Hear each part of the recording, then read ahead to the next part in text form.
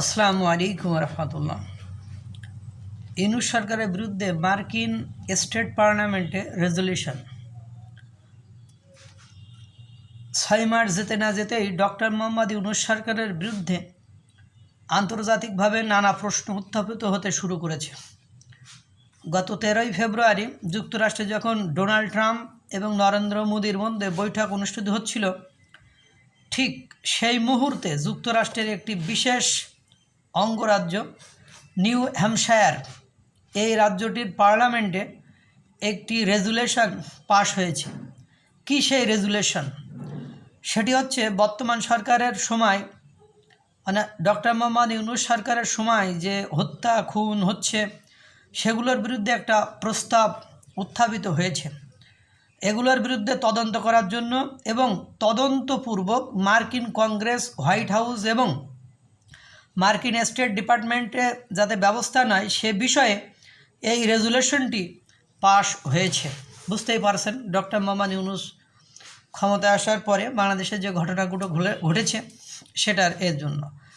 এবং সেখানে Republican Democrat দলীয় সদস্যরা, তারা সবাই, মানে রিপাবলিকান এবং ডেমোক্রেট দলের যে সদস্যরা আছে তারা সবাই অকাঠ্য সমর্থন করেছে, অর্থাৎ একমত হয়েছে, কোনো দ্বিধাদ্বন্দ্ব করেনি। যদি বলি যে, বা যদি বলা হয় এরকম, কত ভোটে এটি পাশ হয়েছে, পক্ষে ভোট দিয়েছে 328 জন এবং বিপক্ষে ভোট দিয়েছে 41 জন। এই প্রস্তাবে বলা হচ্ছে হোয়াইট হাউস, কংগ্রেস, স্টেট ডিপার্টমেন্টের প্রতি আহ্বান জানানো হচ্ছে অন্তর্বর্তীকালীন বাংলাদেশ সরকার কর্তৃক ধর্মীয় সংখ্যালঘু সম্প্রদায় এবং আওয়ামী লীগ নেতাদের হত্যা, গ্রেপ্তার এবং বাড়িঘর পুড়িয়ে দেওয়া হচ্ছে, তার বিরুদ্ধে যেন যথাযথ পদক্ষেপ নেওয়া হয়।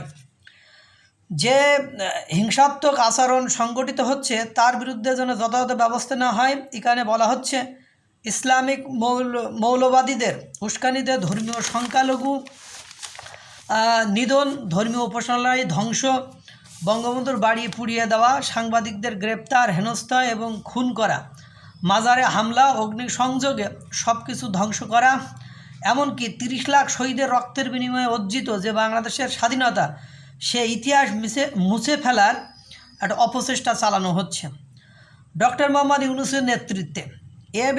এ ধরনের অপকর্মের বিরুদ্ধে কথা বললেই সংশ্লিষ্টদের বিরুদ্ধে দমন পীড়ন, শেখ হাসিনার নেতৃত্বাধীন সরকারের সাথে সংশ্লিষ্ট ছিলেন এমন মন্ত্রী, এমপি, রাজনীতিকদের বিরুদ্ধে হত্যা মামলা দায়ের এবং গ্রেপ্তার করা হচ্ছে। এমনকি শত শত পুলিশ অফিসারদেরকেও হত্যার ঘটনা ঘটেছে এবং এখনও পুলিশের উপর বর্বরোচিত আক্রমণের ঘটনা ঘটছে। বিচার বহির্ভূত হত্যাকাণ্ড অব্যাহত রয়েছে বা টিকিয়ে রেখেছে গোড়া বাংলাদেশে। এটি যে শিরোনামে এই রেজুলেশনটি এসেছে তা হচ্ছে, মানে urging the United states government investigate allegations of abuse of minorities, especially Hindu, Buddhist, Christian and other religion minorities by the interim government of Bangladesh। মানে এই শিরোনামে এটা করা হয়েছে। সংখ্যালঘু নির্যাতন নিয়ে নানান ধরনের বিতর্ক রয়েছে, ভারতের পক্ষ থেকে নানান ধরনের অপপ্রচার চালানো হয়েছে, সেটাও আমরা স্বীকার করি। আবার সংখ্যালঘু নির্যাতন যে হচ্ছে না সেটাও নিশ্চয়ই আমরা মনে করি না। এবং সেগুলো আমি বারংবার বলেছি যে 5ই আগস্টের পরে যেভাবে আওয়ামী লীগের নেতাকর্মীদের উপরে হামলা হয়েছে, সেই হিসাবে সংখ্যালঘু হিসাবে যাদেরকে আমরা উল্লেখ করি, যদিও আমি সংখ্যালঘু শব্দটির সাথে একমত পোষণ করি না, যাই হোক, হিন্দু কিংবা অন্য ধর্মের মানুষদের উপরে এভাবে আক্রমণ করা হয়েছে, তাদেরকে ধরে নেওয়া হয়েছে, আওয়ামী লীগের সাথে তারা জড়িত। কিন্তু ভারত নিশ্চয়ই যেভাবে প্রচার করেছে, আমি এখনও পর্যন্ত সেটির সঙ্গে একমত নয়। যেভাবে গণহত্যা চালানো হচ্ছে, সেনাবাহিনী চট্টগ্রামে গণহত্যা চালিয়েছে, রাজধানী ঢাকাতে লাশের পর লাশ ছড়িয়ে পড়েছে, নিশ্চয়ই এ ধরনের প্রমাণ কেউ দিতে পারবে না। তবে নির্যাতন তো সংখ্যালঘুরা সবসময় হয়ে থাকেন। এখন বিষয়টি হচ্ছে যে এই যে রেজুলেশনটি পাশ হয়েছে এটি কতটা গুরুত্ব বহন করে। অনেকের কাছে মনে হতে পারে এটি একটি স্টেট পার্লামেন্ট উত্থাপিত যে প্রস্তাব, সেটিতে আর ফেডারেল গভর্নমেন্ট কতটুকুই বা মানে আপনার কর্ণপাত করবে। হতে পারে যারা এমনটি মনে করেছেন, হতে পারে, কিন্তু আমাদের বিবেচনায় রাখা দরকার মার্কিনে যে 50টি স্টেট রয়েছে সেখানে যদি আরও একাধিক স্টেটের পার্লামেন্টে এই ধরনের আলোচনা ওঠে এবং এ ধরনের প্রস্তাব পাশ হয়, যেগুলো সেগুলো যখন মার্কিন স্টেট ডিপার্টমেন্টে ফেডারেল গভর্নমেন্ট বা মার্কিন কংগ্রেসের কাছে যাবে, নিশ্চয়ই তারা গুরুত্ব দিয়ে দেখবে। অনেকে এও বলতে পারেন যে গত 13ই ফেব্রুয়ারি বৈঠকের পরে সংবাদ সম্মেলনে যেভাবে ট্রাম্প নরেন্দ্র মোদীর উপর বাংলাদেশের বিষয়টি ছেড়ে দিলেন, এ বিষয়ে উত্তর দেওয়ার জন্য অর্থাৎ ট্রাম্প কোনো প্রকার গুরুত্বই দেননি, এমনটি যারা মনে করেন সেক্ষেত্রে বলছি এর উল্টোটাও হতে পারে। এটা ট্রাম্প ইচ্ছাকৃতভাবে এড়িয়ে গেছেন, কিন্তু যেই তুলসী গ্যাবার্ডের বিষয়ে কথাবার্তা হচ্ছে, মার্কিন গোয়েন্দা প্রধান আছেন, তিনি অসম্ভব ক্ষমতাশালী, এটি তাদের মাধ্যমে একটা মেকানিজম করে তারা এভাবে এগোচ্ছে যে যুক্তরাষ্ট্র সরাসরি এর মধ্যে জড়াতে চাচ্ছে না, কিন্তু বিভিন্ন জায়গা হতে যেভাবে প্রশ্নগুলো উত্থাপিত হচ্ছে সেইগুলোতে মার্কিন ফেডারেল গভর্নমেন্ট ধীরে ধীরে অ্যাকশানে যেতে পারে বা যাবে, এমনও তো হতে পারে।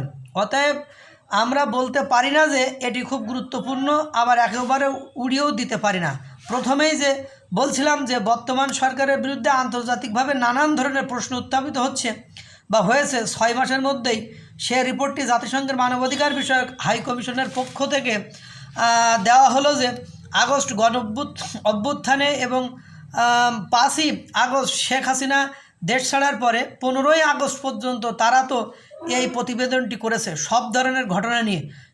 সেখানে কিন্তু 5ই আগস্টের পরে কত মানুষ হত্যাকাণ্ডের শিকার হয়েছেন আলাদাভাবে হিসাব দেওয়া হয়নি। বলা হয়েছে জুলাই আগস্ট আন্দোলন থেকে শুরু করে 15ই আগস্ট পর্যন্ত 1400 মানুষ নিহত হয়েছে এবং তারা এর সুষ্ঠু বিচার চান। মানবাধিকার হাই কমিশন তো চাইবেই, তা না হলে 5ই আগস্টের পরে যারা হত্যা হয়েছে তাদের কারা হত্যা করলো, তাদের বিচারটি কোন প্রক্রিয়ায় হবে, এবং অবশ্যই জুলাই আগস্টে শেখ হাসিনার চলে যাওয়ার আগ পর্যন্ত যে হত্যাকাণ্ডগুলো ঘটেছে তার দায়ভার এর মধ্যে কি ষড়যন্ত্র আছে কি না, সেটা অন্য বিষয়েও আবার অন্য বিতর্কও হতে পারে। কিন্তু শেখ হাসিনা বা আওয়ামী লীগ সরকারকে তো অবশ্যই নিতে হবে, তাদেরকে বিচারের মুখোমুখি হতে হবে, কোনো ভুল নেই। আমরা কথা বললেই কোনো না কোনো পক্ষ নিয়ে বলি, কেননা নিরপেক্ষ থাকা সম্ভব নয়। আপনি যখনই কোনো সরকারের বিপক্ষে বলবেন তখনই সরকার বলবে যে আমাদের বিপক্ষে বলছে, তার মানে ও অমুকের দোষর। আবার অমুকের যখন আপনি বিপক্ষে বলবেন তখন আপনার বলবে অমুক তমুকের দোষর। এগুলো চলবেই। তারপরেও হিসাব কিতাব যেগুলো লিগাল কথা, সেগুলো কার পক্ষে গেল কার বিপক্ষে গেল এগুলো আমরা বিবেচনা করে কথা বলবো না। এভাবে করে আমরা চলছি, আগামীতেও চলে যাব। এখন ভাবার বিষয়, যেহেতু একেবারে যে কোনো কিছু হবে না এটাও ভাবা যাবে না। ইতিমধ্যে আপনারা দেখেছেন ওয়ার্ল্ড ব্যাংক একটা সংকটের কথা বলেছে, IMF সংকটের ভেতরে ফেলছে। তারপর বিভিন্ন স্থান থেকে বা আন্তর্জাতিক মহল থেকে চাপ আসছে, বারবার আওয়ামী লীগকে নিষিদ্ধ করার প্রস্তাব উত্থাপন করলেও সেটি আসলে কোনো নাগাল পাচ্ছে না বা সেটি কার্যত কোনো ভূমিকায় আসতে পারছে না। অর্থাৎ ডারমে কুছ কালা হে, কোনো না কোনো ঘটনা ঘটছেই। আল্লাহ তাআলা সকলকে ভালো রাখুক, সুস্থ রাখুক। আসসালামু আলাইকুম ওয়া রাহমাতুল্লাহ।